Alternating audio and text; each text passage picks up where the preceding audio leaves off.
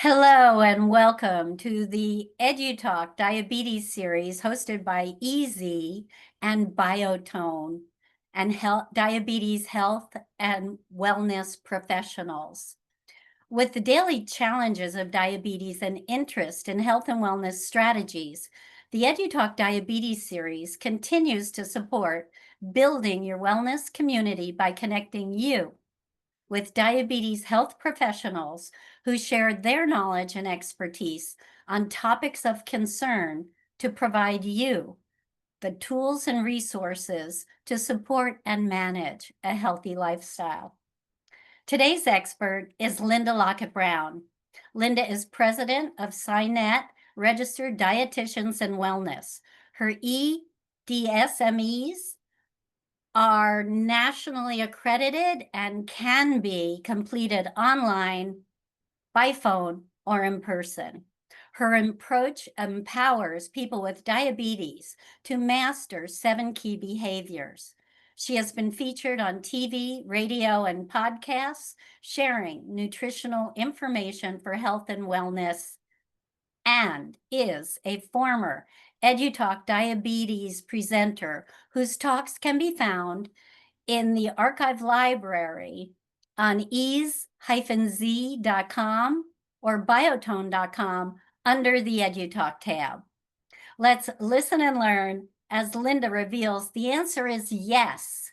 You can increase GLP-1 levels without injections. She'll explain how GLP-1 works normally and the multiple body systems where GLP-1 plays a role while exploring the potential downsides. She'll explain how to naturally increase GLP-1 levels in your body by eating specific foods, taking probiotics, and patented plant extracts. Linda has a lot to get to tonight. Thank you so much again for joining us. Please feel free to chat. Questions and comments during Linda's presentation will she answer at the end. Thank you again. And Linda, welcome back. Good to have you here, and I know you have a lot to get to, so I will exit the screen. I'll return at the end of the presentation to help you with the chat questions and comments. Again, thank you, everyone. And here we go.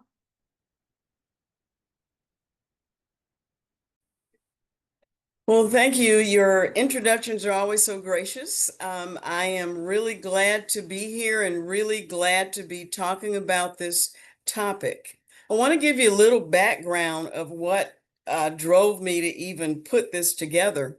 I teach community classes all over a pretty large metropolitan area, and there are some people that have come to my classes for over 10 years. And it really struck me. There was several, not just one, but several that I hadn't seen for a while. And when they came back to class, I was just shocked at how frail they were, just literally frail. And sometimes that happens after people have a heart attack or a stroke or some event, but their frailty did not come from an event. It came from using Ozempic. And I was just really struck by that. And in the words of my mother, it appeared to me that they won the battle but lost the war. And so we're so focused on weight and of course you want to control blood sugar, but the issue is at what cost? So, and I literally mean health costs. There is a cost for the medication, but at what cost?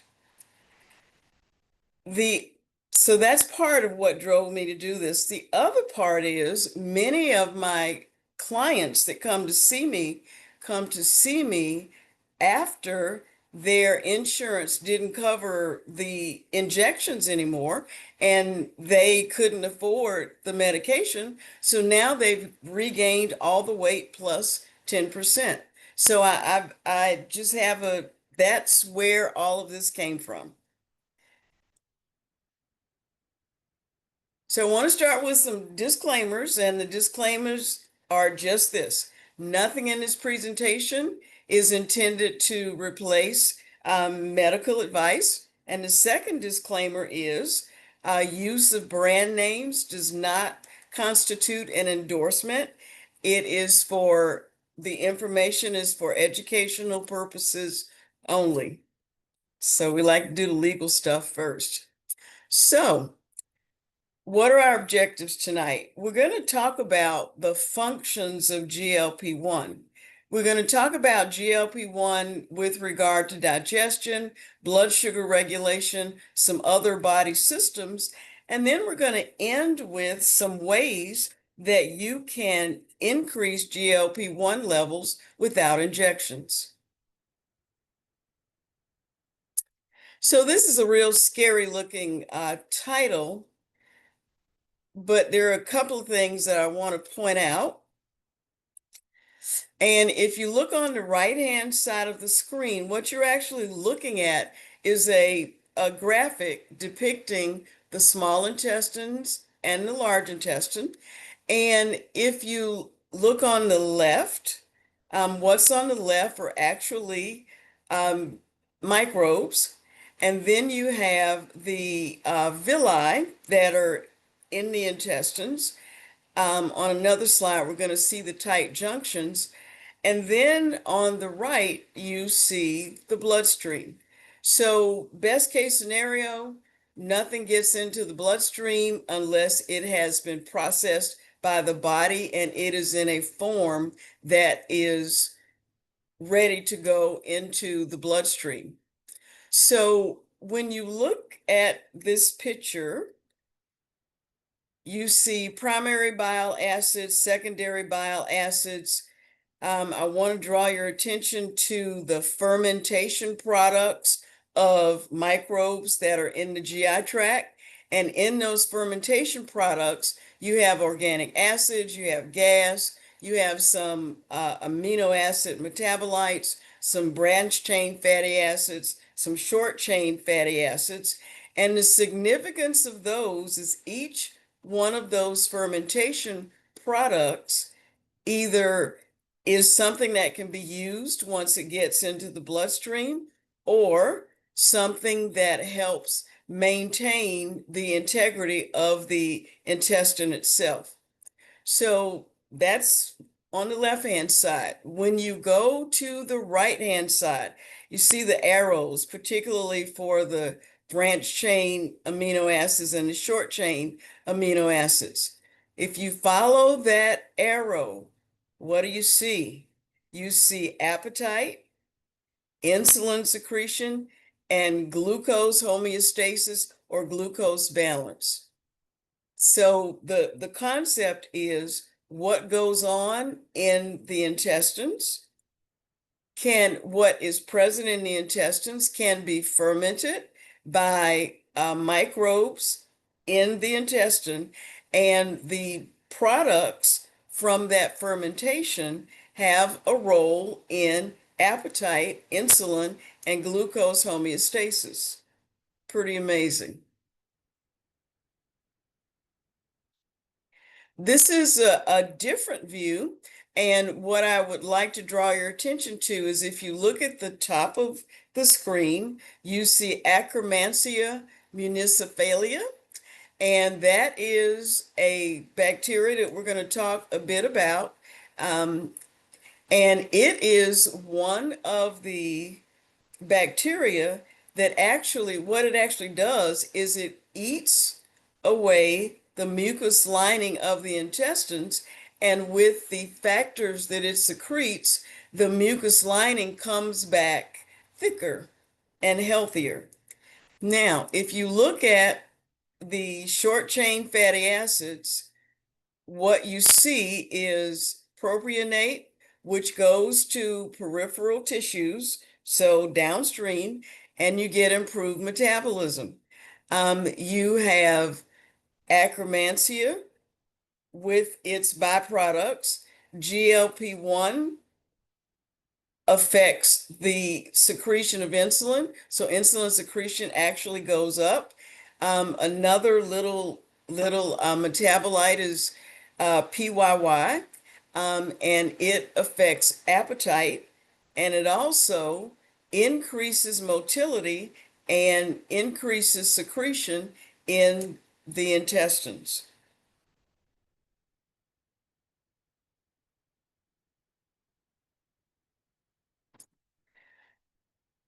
This shows that there's a relationship between the microbiota in the intestines, some isoenzymes that those microbes produce, and it actually affects DPP4, which causes the degradation of GLP-1. And you say, well, is that positive or is that negative?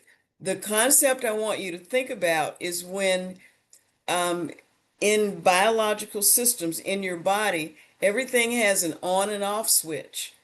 So GLP-1 is released in response to actually food, nutrients, items being in the intestines. It actually goes up, and that gets the body ready to handle the onslaught of the glucose that's going to be released. So GLP-1 goes up, PYY goes up, GIP goes down, and those have really long names, and their names are not important. The point is, when one goes up, the other one goes down. You turn on, you turn another one off. When you look at the time frame, we're talking microseconds, really small amount of time. If you would think about a light is flickering, so we're talking very small amount of time. The human body was not designed for any one component to be active for a week. So when people take GLP-1 injections, it's actually called a GLP-1 agonist, and the GLP-1 agonist keeps the GLP-1 from being broken down. So instead of something that was supposed to be turned on for a millisecond, turned off by another component in the next millisecond, it is active for a week until you take the next injection. So just to summarize the hormones that are involved in blood sugar regulation, you have insulin. It's made in the pancreas. Its role is to decrease blood sugar. And so back to the on off. So if insulin is on, glucagon is off. So glucagon is made in the liver. And it increases blood sugar and it turns insulin off. Glucagon is made in the liver. There is some glucagon that's also made in the pancreas itself. And so GLP-1 and GIP are incretin hormones, and that just means that they get released after a meal. And GLP-1 is made in the intestines, and GIP is made in the stomach. So these are on-off switches, on-off switches.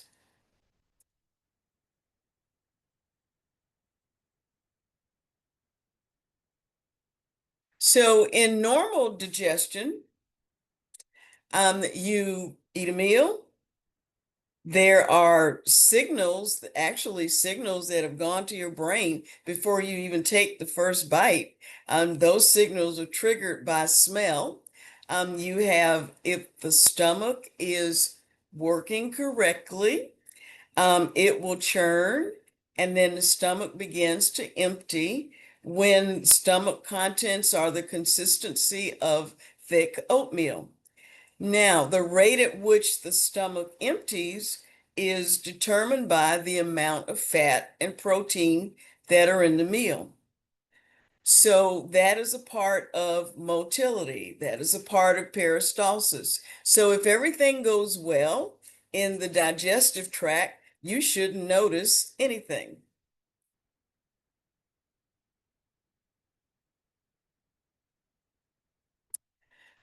So I wanted to take a look at all of the body systems that are affected by GLP-1. And just look at this array. We have the brain. GLP-1 increases neuroprotection. It increases satiety, meaning you are full, you can stop eating now. It decreases appetite. In the tongue, GLP-1 increases taste sensitivity. In the heart, it increases glucose uptake. It protects the heart. It increases cardiac function. In the stomach, it decreases gastric emptying, decreases gastric acid secretion, and decreases gastric motility. So if you have a client that already has documented nerve damage, then this is a medication that would not be in their best interest. Certainly, if they already have gastroparesis, this is not a medication that they should take.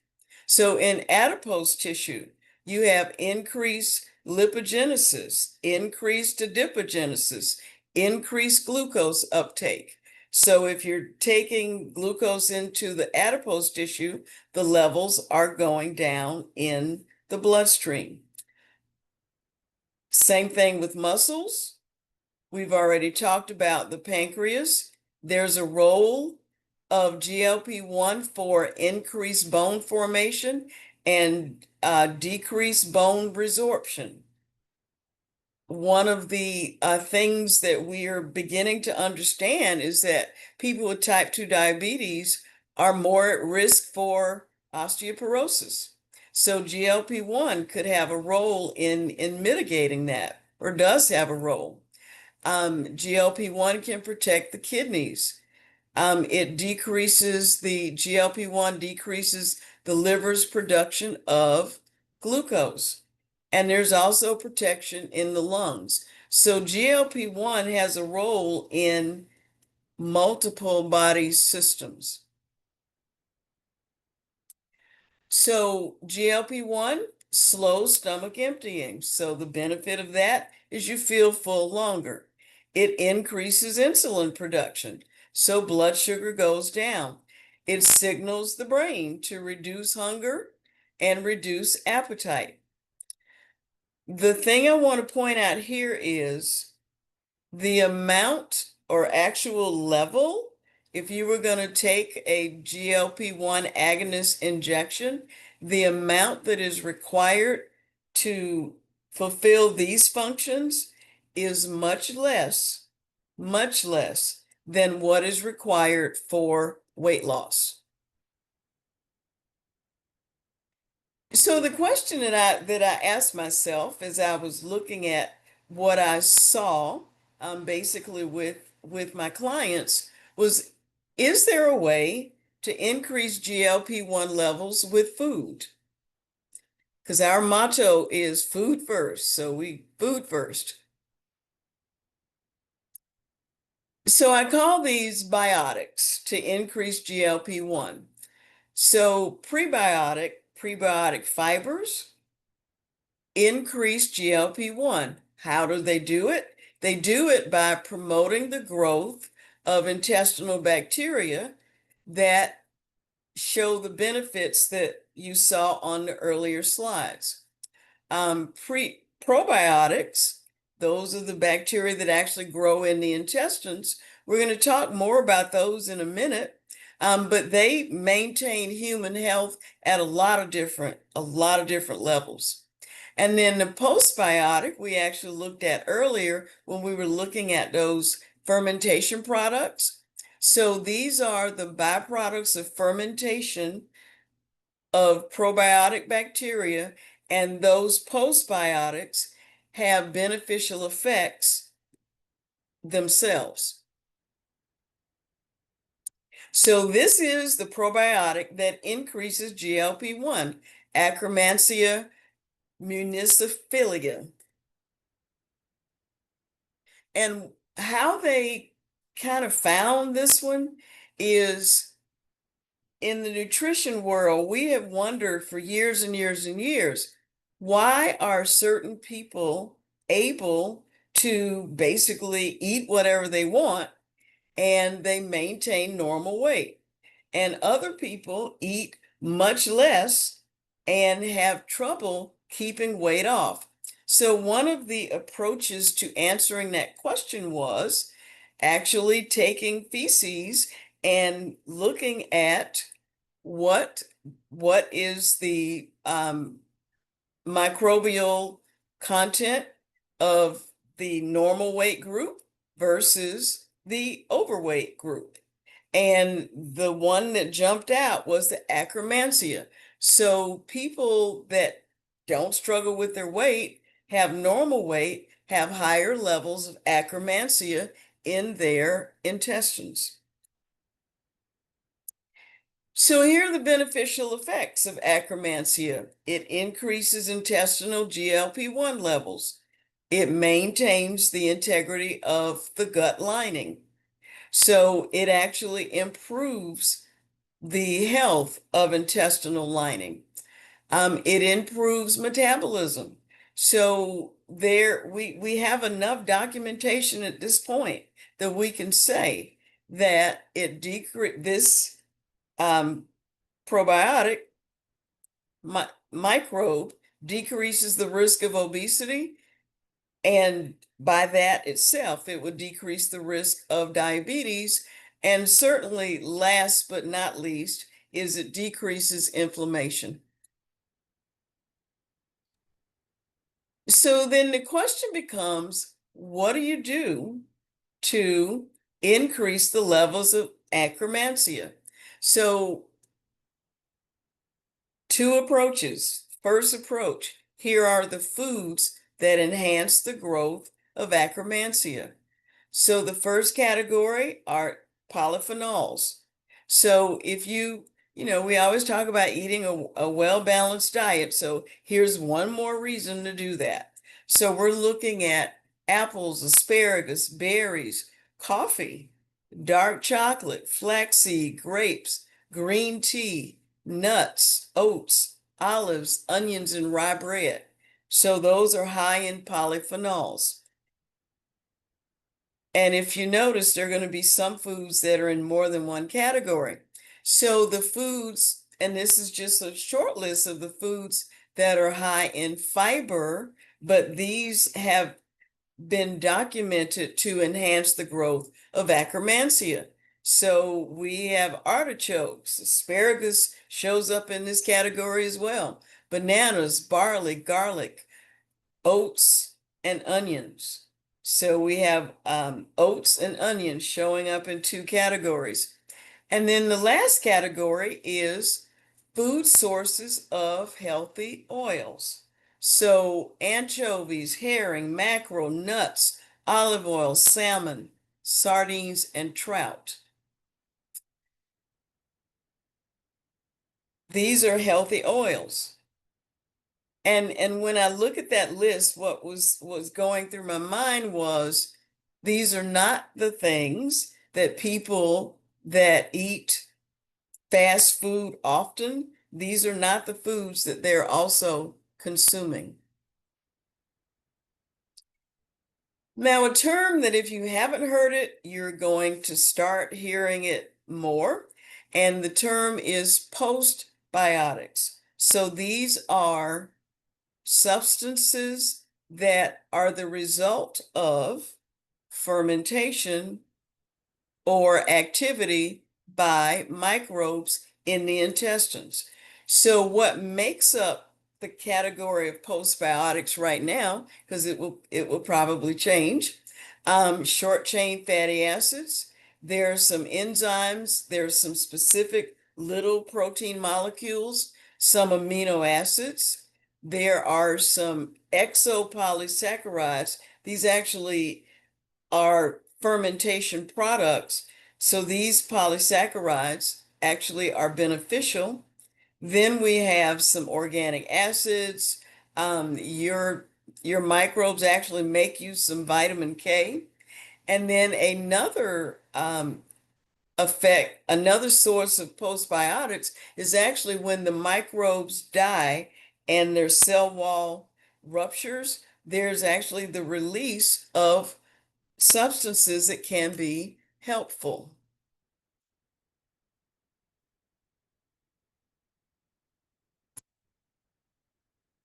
So since postbiotics are so healthy and can be helpful, my next question was, are there foods that contain postbiotics that are already formed? So these would not be formed in the human intestine. They would certainly be formed while the food was being fermented. So it's still a fermentation byproduct of microbes. And so very long list: buttermilk, cottage cheese, kefir, kimchi, kombucha, miso, pickled cucumbers, sauerkraut, sourdough bread, tempeh, yogurt, and there are other fermented vegetables, but these are the ones that are most common. Another thing that increases the growth of akkermansia is intermittent fasting. We do not understand how this works, but it increases the growth of akkermansia. And intermittent fasting also increases the number of good bacteria overall. And so intermittent fasting changes what nutrients are available because the microbes are going to be acting on what is already present, but not acting on anything new because you're fasting.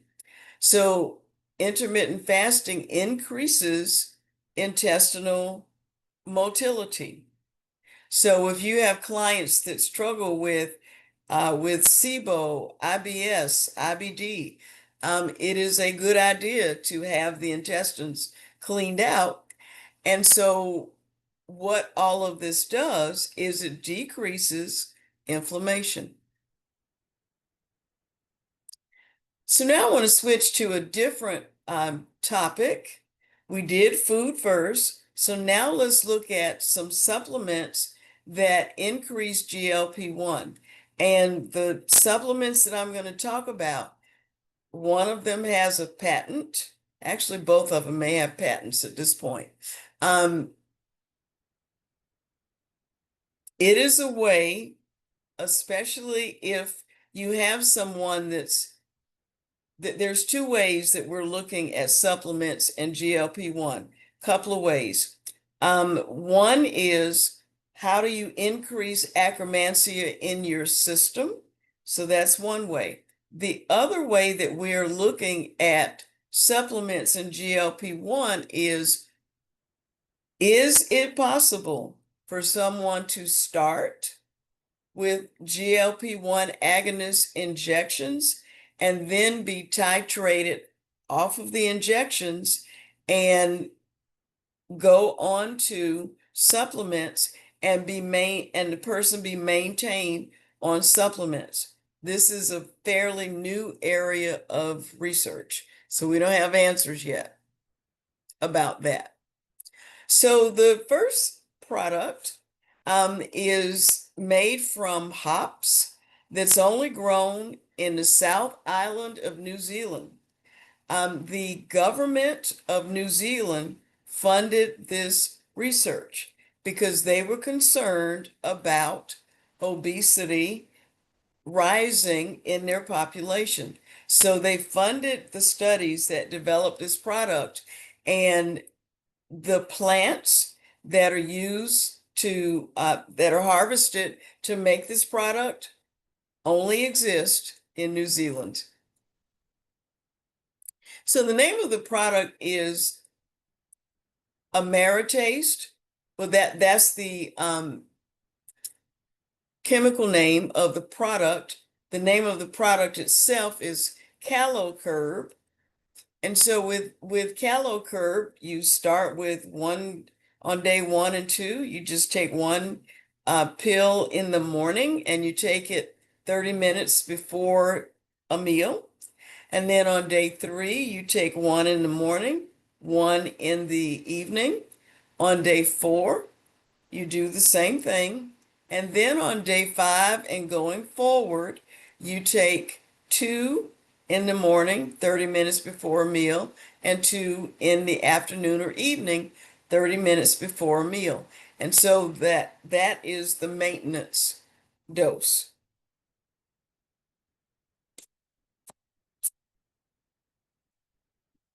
So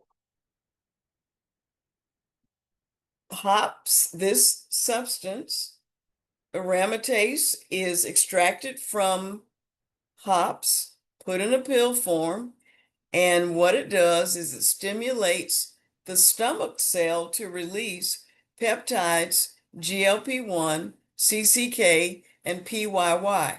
All of those play a role in appetite. And as a side note, they also play a role in mood. And why is that beneficial? So it helps the person manage appetite, overeating, cravings, and hunger.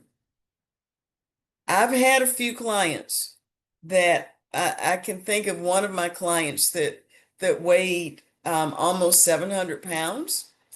And when she first came to me, she was actually eating at a fast food restaurant 7 times a day. 7 times a day.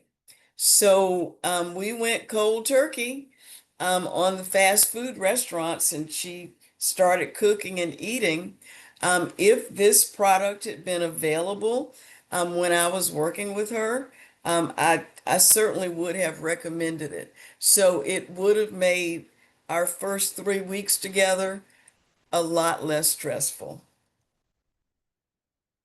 So there are peer-reviewed studies that have documented the effectiveness of this product, and there was a 30% reduction in hunger, 40% reduction in cravings, an 18% reduction in calories consumed, and the product increased or doubled the levels of GLP-1 within the body itself. No other outside medications, no injections. So this doubled the natural levels of GLP-1.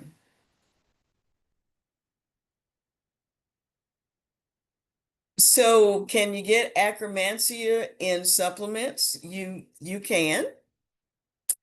And akkermansia is available in supplemental form, and polyphenols are actually available in supplemental form. But with the polyphenols, there are a lot of drug nutrient interactions. So if you yourself or a client wants to take polyphenol in supplemental form, you really need to do a drug nutrient interaction before you ever take the supplement. Those interactions are not a problem when you are getting the polyphenols from food, but they are a problem when you're getting it from supplements, because in the supplement, the levels are much higher. So that was a lot to go through in a short amount of time, but this picture to me really captures where in the body GLP-1s have an effect. So they have an effect with insulin secretion, with lipolysis, and that increases. So you're going to break down some body fat. You're going to increase glucose reabsorption. You're going to increase glucose uptake. You're going to have higher levels of neurotransmitters that may help mood and they may help appetite, and there may be decreased secretion of glucagon.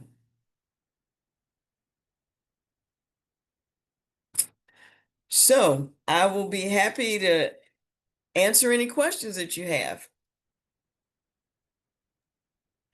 Um, Thanks, Linda. And we can close if you're finished. If this is the last slide, let's close down the PowerPoint. Okay. Okay, well, Trisha and I came up with the same question. And that was, what can you describe sorry, I can't talk now. Intermittent fasting.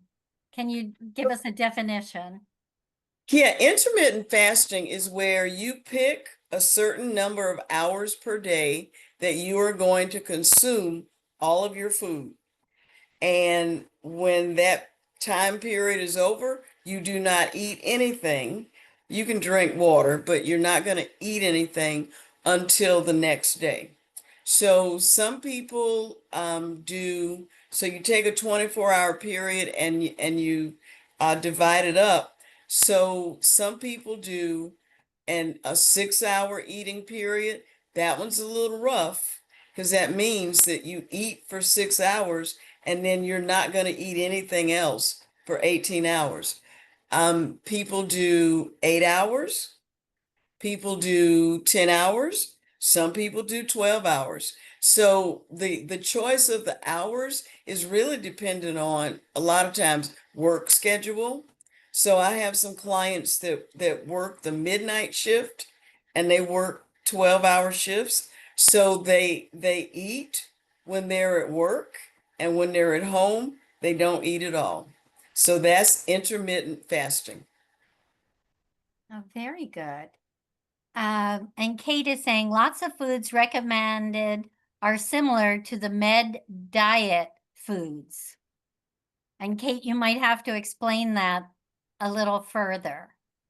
Lots of foods recommended are similar to the med diet foods. The Mediterranean diet, it just seems Oh, like Okay. there's so many on there, like the artichokes, the certain fish, sardines, right? Like Italy, Sicily, they eat a lot of those, the grapes, the certain types of oils. So it just sort of makes you think, right? The Asian foods, the kimchi, the pickled stuff, really fermented products. It kind of makes you think, I mean, the Mediterraneans and some of those Asian cultures, they're really onto something. So maybe that's why a lot of them are kind of super slim, right? And I totally agree with you. Because if you look at, now people are onto the blue zones. Yeah. So many of the blue zones are Asian, and Yeah. many of the blue zones are Mediterranean.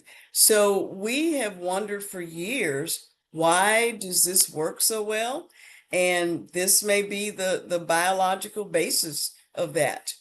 hmm Makes a lot of sense. Yeah. so the hops is not the same hops used in beer. No, it's not. Just that I No, know. no, it's not the same hops that you use in beer. And this particular plant probably would not make a really good beer anyway. But I was I was just really amazed that the government of New Zealand they put millions of dollars into this research. And I'm glad that we all get to share the benefits of it. All right. And Trisha is asking, can you give a few examples of meals with these products, of a meal with these products? That's a really that's a really good question. That's kind of what I do all day, is put together, get meal plans for my clients. So you could start the day out with some oats, and have some fruit with it. And then depending on whether you wanted your largest meal of the day to be lunch or whether you wanted it to be dinner. Let's say you wanted to have a light lunch so you don't fall asleep when you go back to work. You could have a salad with some like kind of have cottage cheese as a side dish. You could have a salad.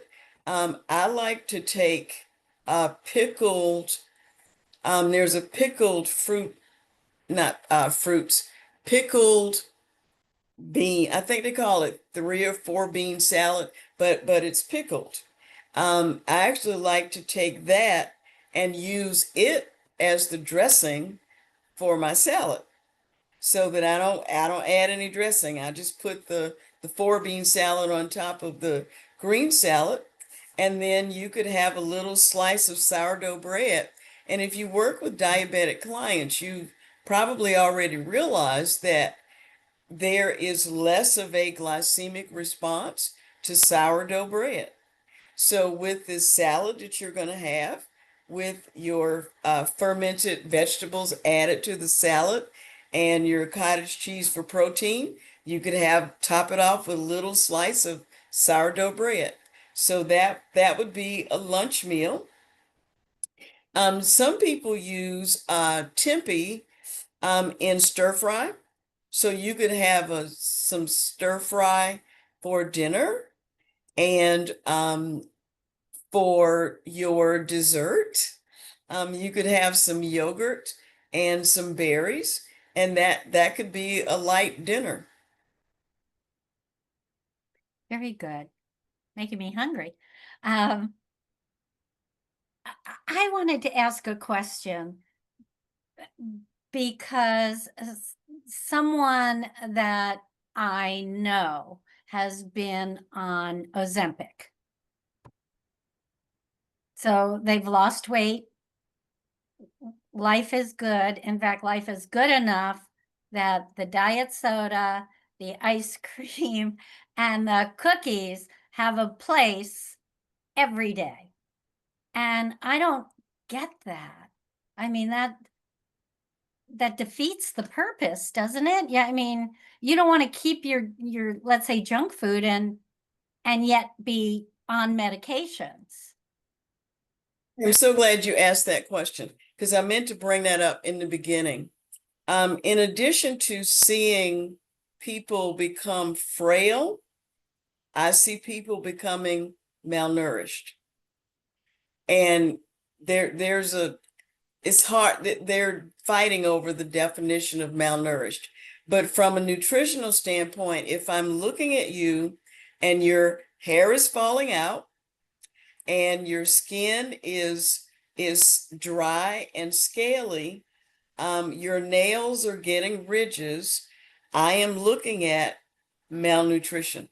So I have seen more than one person do exactly what you just described, where they're losing weight, they're not eating much food, but what they do eat is basically junk food. So what I am encouraging people to do is to actually go see a registered dietitian and get a meal plan. And so what you probably already noticed in the grocery store, there are some frozen dinners that'll say GLP-1 friendly. There are some protein shakes. It'll say GLP-1 friendly.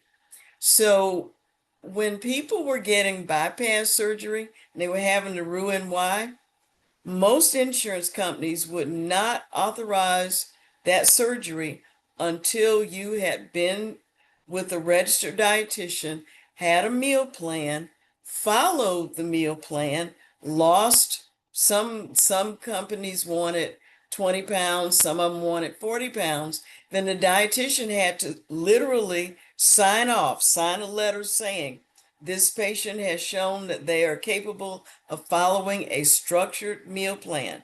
We really need to be doing that with the GLP-1s as well. Very good. Well, thank you for that. We still have time for chats, questions and comments before we wrap it up for tonight. Let's see. I just Googled about hop. The other, which is CaloCurb GLP-1 activator. The other ingredients are canola oil, rosemary leaf extract.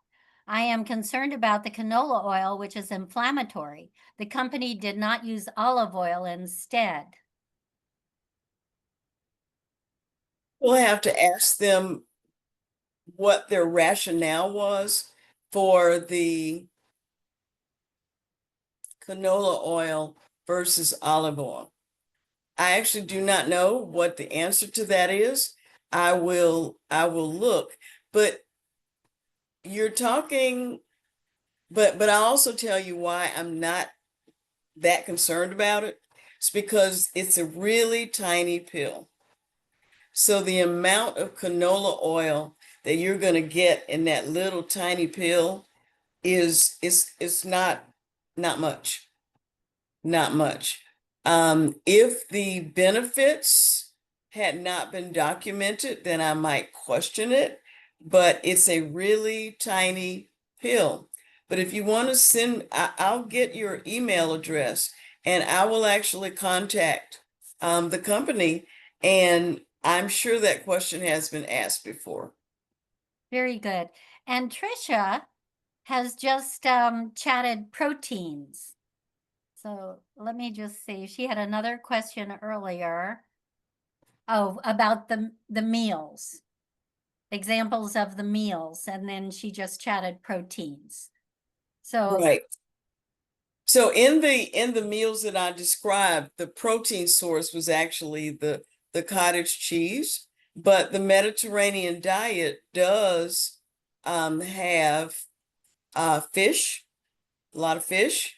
And one of the reasons why it's been hard for people to follow the Mediterranean diet is because there's more than one, and it really depends on which part of the Mediterranean the food came from. So people that live near the coast eat more fish. People that live more inland eat more chicken and beef. Don't see a lot of pork, but you do see chicken and beef. So the reason why I answered the question about putting together a meal in the way that I did was to show that if you wanted to be, say, go meatless several days a week, which is recommended by a lot of people, you could do it and you would use the dairy as your protein source. And I hope I answered what they were actually asking. all right. And Joanne is asking, would you typically recommend a vitamin? That's a done on a one individual basis. I don't recommend vitamins to everyone, but once I do the assessment, I may recommend a vitamin, but I don't let my clients just go and Google it or just get it from some online source. I select the vitamin that I feel is most appropriate for them. And it just in my practice, I only recommend supplements that have been third-party tested. If it hasn't been third-party tested, I'm not saying it's bad. I'm just saying, as a professional, I feel more comfortable if a product has been third-party tested. Thank you. And Tricia is saying thank you as well. I would like to mention to everyone that Linda has been a past presenter for the EDU-TALK Diabetes series. And one, if not all of them, that you'd like to go into the archive library and watch is Good Fats, Bad Fats. And it reviewed oils. And that was a very good talk and interesting. And if ever you're watching past EDU-TALKs in the archive library and you would like a copy of the handout, feel free to email me and I'll be happy to send that over. I don't see any other questions coming in. For those of you that are new with us to EDU-TALKs, Diabetes series tonight, you will receive a follow-up email tomorrow.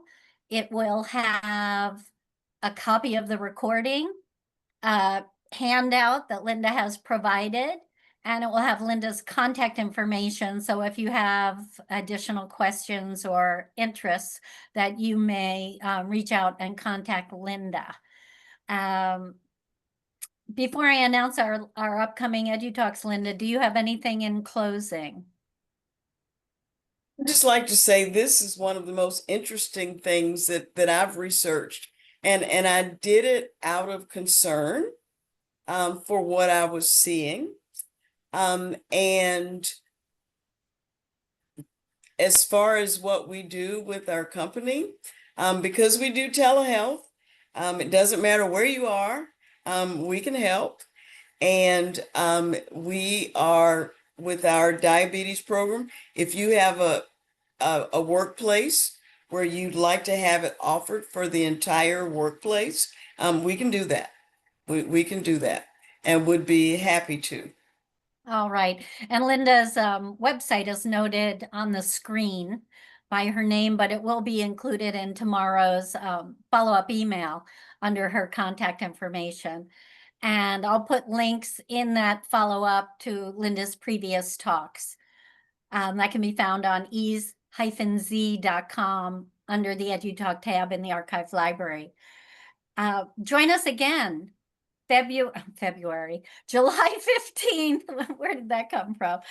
July 15th with Dr. Daniel Castro. And he will be presenting type 2 diabetes and insulin resistance, essentials for reversal. And for those of you that may be listening in from the massage community, on June 17th, we have Michael Shea, who has also presented for the EDU-TALK Diabetes series. He will be presenting for the massage series, The Biodynamic Heart, Introduction to Biodynamic Cardiovascular Therapy. RSVP links will be in the follow-up email as well. Thank you so much for making time to join us tonight and listen and learn with Linda. And thank you, Linda, for all the good information you share. It's really wonderful and very easy, let's say, to digest. So thank you, everyone, for all you do, and join us again. Take care. Bye. Good night.